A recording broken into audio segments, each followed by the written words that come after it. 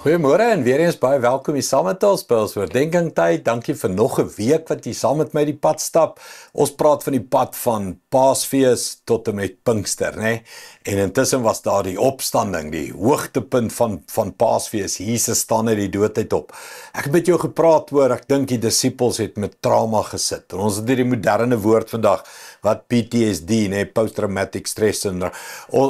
Hoe Jesus hulle eers daarvan moes genees. En hoe meer ek daaraan gedink het, hoe meer het ek agtergekom, ek dink soveel Suid-Afrikaners sukkel hiermee. Ons erken dit nie, natuurlik nie. En daarom het ons begin met die vraag, waaroor huil jy?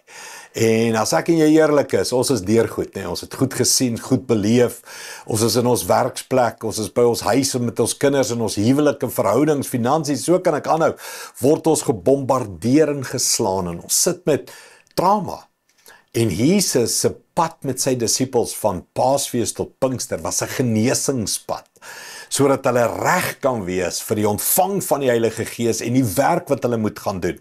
Ek dink ek en jy wil ook reg wees, nee. Ons wil gesond wees, ons wil ready to go wees, om 'n verskil te maak met die goeie nuus van Jesus in hierdie stikkende, donker gebroke wêreld. En dis die pad wat ons stap. So kom ons kyk, volgende beginsel, van hoe word ek en jy gesond tussen Paasfees en Pinkster, om die werk te kan doen. Johannes 20:23. Wie se sondes julle ook al vergewe, God vergewe hulle dit. Wie sin julle ook al handhaaf, God handhaaf dit. Nou net vandag, hierdie versie, ons het Saterdag het ons afgesluit, waar hy blaas en sê, ontvang die Heilige Gees. Dis in hierdie 40 dae, mense. Blaas oor hulle en sê, ontvang die Heilige Gees. En dan die volgende woorde is hierdie beginsel, vergifnis. Mens, hoor mooi, ek dink 80-90% van ons trauma is gepaardgaande met gebrek aan vergifnis. Onthou julle Maria, begin die storie, waaroor huil jy? Hulle het hom weggevat. Ons blameer die lewe. Ons blameer, daar's mense wat die Here blameer. Ons blameer God.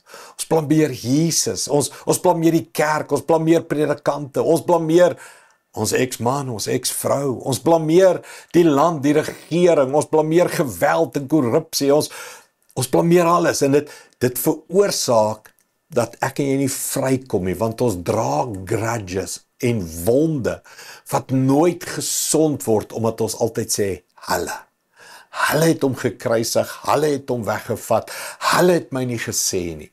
En is waar, hulle het. Hoor jy het nie by jouself ingebreek nie, dink nie so nie, nee, jy het nie jouself seer gemaak nie, baie keer het ons, baie van ons doen dom goeters, waar ons self seer maak, maar in hierdie gebrokene, stikkende wêreld, gebeur goed met ons van buite af, maar genesing kom wanneer jy vergewe. En Jesus sê vir hulle, kom mense, ek sit nou die sleutels van vergifnis in julle hande, wie julle vergewe, vergewe ek. Maar, daar is hy, vry. Jy kan losmaak, jy kan loskom, jy kan vry leef, mens. Ek kan nie dit in 'n oggendoordenkings bespreek nie, dis te groot. Hoor hierdie woorde. Spreek alles en almal vry, en jy sal vry word. Maak los, en God sal dit hanteer. Moenie worry oor justice nie, God is just.